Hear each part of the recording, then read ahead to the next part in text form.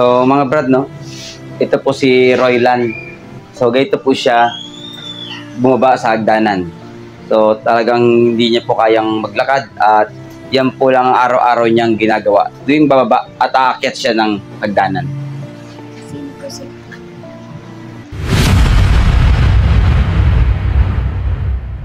So mga brad, no, andito po tayo ngayon sa Santo Niño Village at may gusto tayong bigyan dito ng wheelchair. No, andito po ang Wheels for a Cause. Kasama natin si Ma'am Veronica. No, ang istorya po ay nadisgrasya siya sa bike. Ngayon po ay hirap na siya o tagang hindi na siya makalakad. So alamin niyo po kung anong istorya ni Roylan.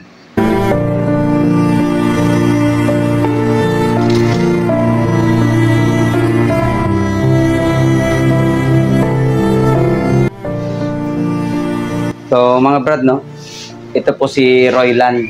So ganito po siya bumaba sa hagdanan. So talagang hindi niya po kayang maglakad at yan po lang araw-araw niyang ginagawa. Tuwing bababa at aakyat siya ng hagdanan.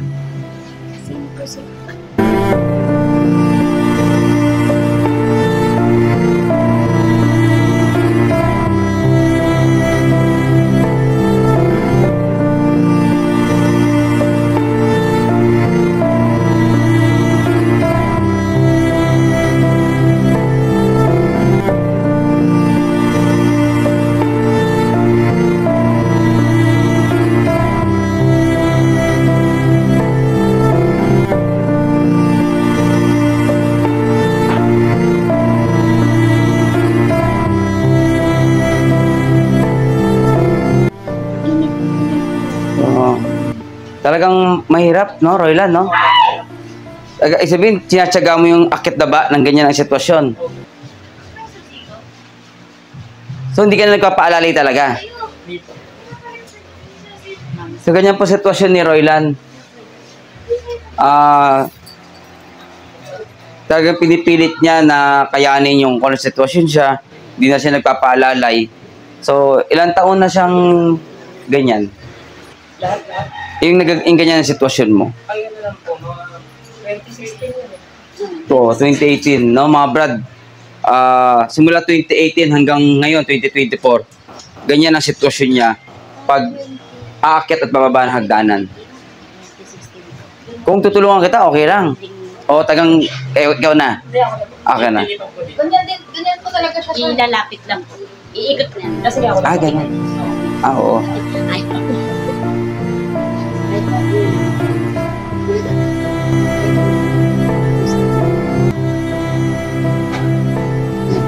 So, ilang taon na po si Roylan ngayon? 4 po. So, simula 2018 hanggang 2016 po. 2016. Opo. So, ilang taon na po siyang ganito sitwasyon?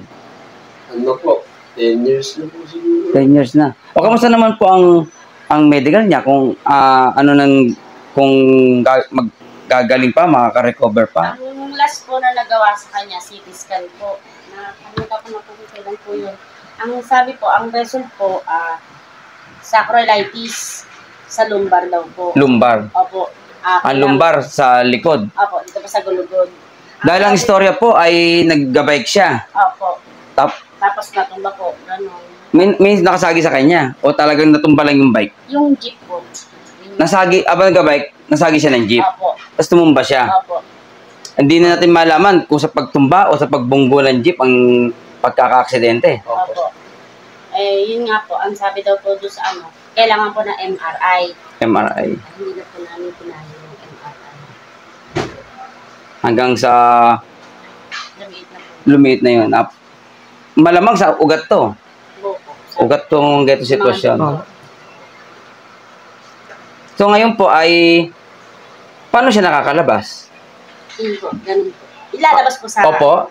Minsan po nanghihirap po kami ng wheelchair. Nangihiram ng wheelchair. Kaya po, sasakay po ng papa. Kasi talagang mahirap ang wheelchair eh. Yung may ibang pinupuntahan namin ay wheelchair talaga ang problema. Yung gamot, andun na nga yung gastusan ng gamot eh. Tapos dadagdag pa yung gastusin natin sa wheelchair na mabigat talaga. Oh.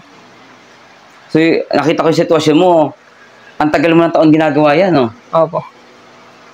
Ganun po. Kasabihin mo na mahirap, naging normal na sa'yo, pero sa lahat na nakakakita, mahirap. Opo, mahirap po talaga. kinakaya mo na talaga. Opo. Mahirap po talaga, pero wala naman pong magagawa. Ganun po talaga. Sana, magkaroon ng pagkakataon na manumbalik, no? Hangad naman natin na manumbalik kasi ang lakas ng loob niya, oh. So ngayon, kung sakasakali na sabihin natin, pagdating ng Pasko, malapit na Pasko, eh. Opo. Wheelchair, pwede. Opo. Yung talaga Okay. kailangan para magpamasyal. Opo. Pwede naman yung yung kamay niya, yung ginagamit niya, kaya okay yung no? Opo. Pag Pero hindi na po yan itataas. Oo. Puro pa ganun lang, no? Opo. Kung, Parang tumilis na rin po yung muscle eh. okay na sa iyo, December, may wheelchair tayong bago. Okay na okay po. Thank you po. Ano, sir? Christmas? What do you think? Andito po ng Wheels for a Cause. When's your birthday? December 22 po. So we have Opo, Let's December. go. Okay. Mga brad, nandito po yung Wheels for a Cause.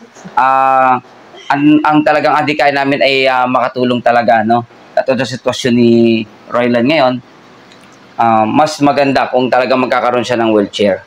So, tingnan natin kung ano pwede maitulong ng Wheels for a Cause sa'yo. Opo. Kung sabihin natin na ngayon, Mas mabilis po yun. mas mabilis. Ilipat kaya namin ng upuan. Nakikita ko na. Ha? Ilipat na natin. Tay, ilipat na natin si Roylan. Thank you po. Tara. Tara. Ganun din naman eh. Tara.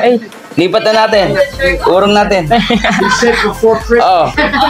Before Christmas. Yan Tay, sino ang maggawa?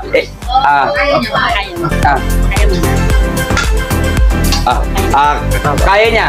Talagang sa tagal ng panahon niyang Bring down first, huh? Lock natin ng Sige pa, konti. ako pa. Sanay po yan ang lipat-lipat.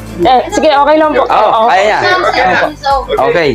So, mga brad, talagang pinipilit niyang mag-isa talaga Thank pag you very much kumikilos. po. Yun, okay. Oh, then we'll lower that a little, no? Hindi ko na po naangat. Ay, hindi na. Opo. Maano po. Pero nababaan po siya. Adjust na lang. Opo. Kasi nasakit po yung sa Oo. ko eh. Opo, Brad, nakatuloy. talagang ang problema kasi ni Roylan yung kanyang baywang. Opo, yung So, balawang. binubuhat na lang niya yung mga paa niya. Hindi na talaga gumagalaw. Opo. Binubuhat na lang niya. So, regalo po ng Wheels for a Cause. Thank you po. Na bagong wheelchair po para kay Roylan, no? Thank you, Ma'am Veronica. Thank you po, Ate Beron. Sure. Ay, Two. thank you po. Huh? Opo. Yeah. So, anong masasabi mo sa mga tao na may ganyang kalagayan? Ano pwede mong i-advise sa kanila na lalo silang mabibigyan ng lakas ng loob? Ano po? Kahit po mahirap, tuloy-tuloy lang po. Yun lang po eh. Kailangan nyo lang po maging malakas. Sa araw-araw, yun lang po. At siyempre, isa sa nagbibigay ng lakas ng loob sa atin, yung mga magulang natin na nandirito palagi. Opo. So, ilan po kapatid ni Roylan? Tatlo po sila. Panganay po sila. So, Roylan, regalo ng Wheels for a Cause sa'yo. Huwag ka mag-alala sa lahat ng pinupuntahan namin. Sinasabi namin na hindi dito nagtatapos ang tulong na bibigay namin sa iyo. Kasi, mamonitor namin yan. Malay mo, may magsabi sa amin kung paanong tulong o anong tulong pa pwedeng ibigay sa iyo. Agad, ipapaalam namin agad sa iyo. Thank you so much po. Thank you po Opo. sa inyo lahat. Thank you po. Apo. So, salamat po sa magulang kasi hindi kayo napapagod talaga mag-alaga kay Roylan. No, hindi kayo nagsasawang mag-alaga kay Roylan. So, ito po, regalo ng Wheels for a Cause. At sa mga sumusuporta sa Wheels for a Cause, nagbibigay ng tulong, ito po ang kasiyahan. No? Makikita nyo kasiyahan kay Roylan. At maasa po kami na patuloy kayo tutulong at nagbibigay suporta sa Wheels for a Cause. Maraming salamat mga brad.